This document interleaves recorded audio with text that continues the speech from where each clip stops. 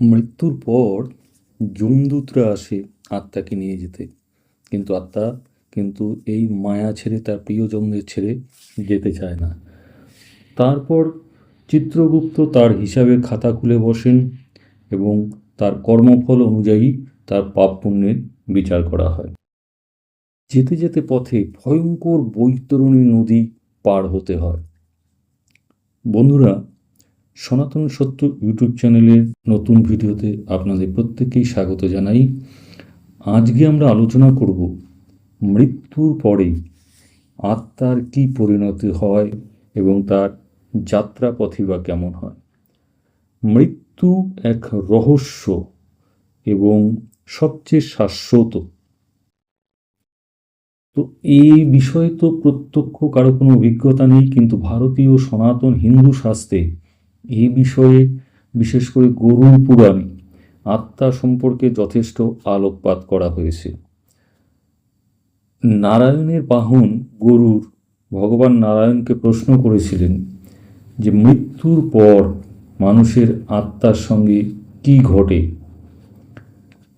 তো সেখানে তার উত্তরে নারায়ণ গরুড়কে যেভাবে বলেছেন যে যখন মৃত্যুর সময় আসে তখন মানুষের প্রাণ শক্তি, অর্থাৎ মানুষের যে বায়ু, প্রাণবায়ু, অপান বায়ু, উদান বায়ু, সমান বায়ু এবং ব্যান ধীরে ধীরে এক জায়গায় কেন্দ্রীভূত হয় এবং এই সময় মানুষ আস্তে আস্তে তার সমস্ত জীবনের ঘটনাগুলি আস্তে আস্তে সিনেমার মতো তার চোখের সামনে কিন্তু ভেসে ওঠে এবং তারপরেই যমদূতরা তার কাছে এসে দাঁড়ায়, দুজন যমদূত তার আত্মাকে নিয়ে যাওয়ার জন্য। আর যদি কোনো পুণ্যবান মানুষ হয় তাহলে যমদূতের জায়গায় দেবদূতরা আসেন। যমদূতরা সেই আত্মাকে নিয়ে যায় একদিনের জন্য, তারপর আবার তাকে কিন্তু ছেড়ে দেয়। ততদিন পর্যন্ত সেই আত্মা তার নিজের বাড়ির চারপাশে ঘোরাফেরা করে এবং সে কিন্তু সূক্ষ্ম দেহে থেকে তার যে শ্রাদ্ধ, পারলৌকিক ক্রিয়াকর্ম হয়, এই সমস্ত কিছুই কিন্তু সে নজর করতে থাকে। তো এই সময় ভগবান বিষ্ণু গরুড়কে বলেন যে হে গরুড়, এই সময় আত্মাকে শান্তি দিতে সন্তানরা শ্রাদ্ধ এবং দান কর্ম করলে আত্মা ধীরে ধীরে প্রেত দেহ থেকে সুকর্মের পথে যাত্রা শুরু করে। 11 দিনে আত্মাকে যমদূতরা ডাকে। যদি পাপের পরিমাণ বেশি হয় তার যমদূতরা কঠোরভাবে তাকে টেনে নিয়ে যায়, আর যেটা বললাম যদি সৎকর্ম বেশি হয় বিষ্ণুর দূতরা আসে সেই আলোকিত রথে করে। গরুড় পুরাণে বর্ণিত আছে যমদূতের রাস্তায় আত্মাকে প্রায় 17 দিন যাত্রা করতে হয়। এই যাত্রাপথে সে দেখতে পায় ভয়ঙ্কর বৈতরণী, অর্থাৎ ভয়ঙ্কর নদী। সেই নদীতে বিভিন্ন রকমের হিংস্র জীব জন্তু ইত্যাদি কিছু থাকে। অন্ধকার উপত্যকা, বিভিন্ন পাপ ফল যারা করেছে, অর্থাৎ যারা পাপ করেছে তাদের যে ভোগ করতে হচ্ছে সেই নরক যন্ত্রণা, কষ্টকর সেই সমস্ত দৃশ্য দেখে সে কিন্তু ভয়ে ভীষণ জড়সড় হয়ে থাকে এবং তার জীবনের কর্মফল একে একে একে একে তার সামনে প্রতিফলিত হতে থাকে। গরুড় পুরাণে একটি বিশেষ দৃশ্য বর্ণিত আছে যে যমলোকে পৌঁছানোর আগেই আত্মাকে পার হতে হয় বৈতরণী নদী। এই নদীটি রক্ত, পুজ, কাঁটা এবং ভয়ানক প্রাণীতে পরিপূর্ণ।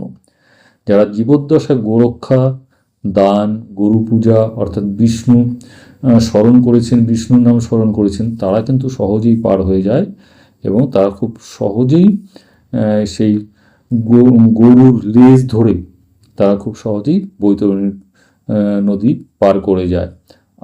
অথবা অন্যেরা কিন্তু পাপী যারা তারা কিন্তু সেই ভয়ানক কষ্ট করে সেই বৈতরণী নদী পার হতে হয়। এরপর আত্মা পৌঁছায় যমরাজের সভায়।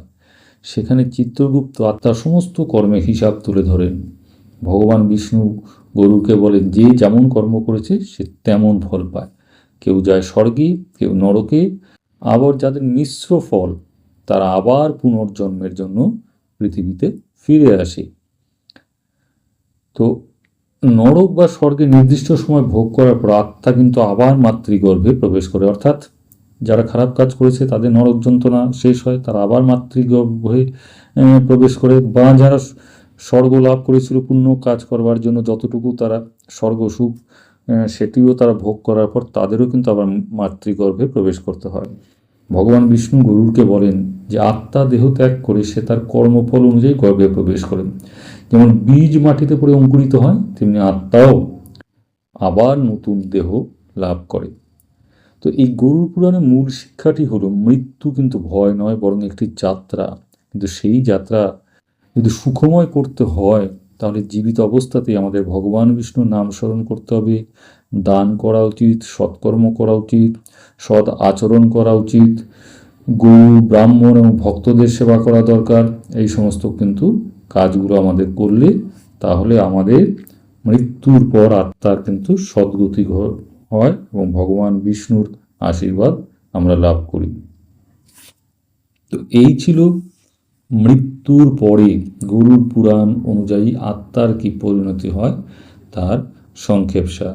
তো ভিডিওটি যদি আপনাদের ভালো লেগে থাকে তাহলে ভিডিওটিতে লাইক করবেন, শেয়ার করবেন এবং কমেন্ট করে জানাবেন ভিডিওটি কেমন লাগলো। আর চ্যানেলটিকে সাবস্ক্রাইব করে অল নোটিফিকেশন বেলটি প্রেস করবেন যাতে এই ধরনের ভিডিও আপলোড করার সঙ্গে সঙ্গে আপনার কাছে নোটিফিকেশন চলে যায়। সকলেই সুস্থ থাকুন, ভালো থাকুন, ভগবান বিষ্ণুর কাছে প্রার্থনা করে আজকের মতো ভিডিওটি এখানেই শেষ করছি।